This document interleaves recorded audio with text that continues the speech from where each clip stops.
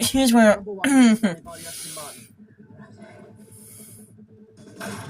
Lara shoots the guy.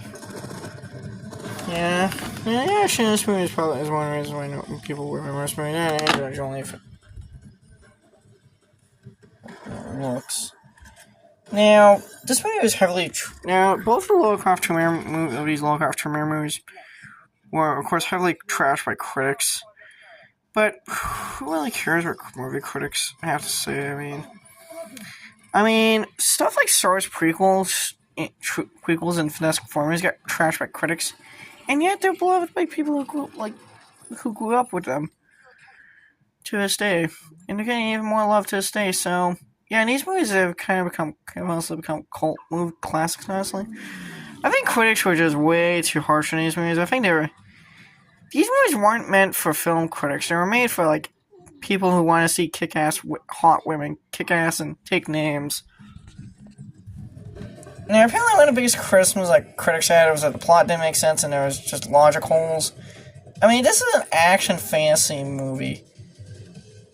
What's the expectation of logic holes? I just don't get it. I just don't get it. It's like a movie that's you're supposed to shut your brain off and enjoy it for what it is. Not taking massive plot holes. I mean, what? I just don't understand it with film critics, honestly. It just seems like they're just so harsh on the action. It seems every time an action fantasy movie comes out, critics are just really harsh, unless it's Lord of the Rings level. But sometimes I just don't get criticism, film critics.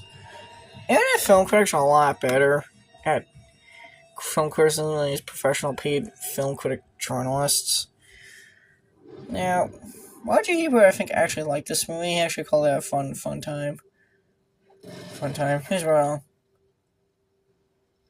I think they've all gone. They got what they came for. There's our Powell's Manatee. Now, believe it or not, in a deleted scene, there was originally a worldwide delivery service, UPS.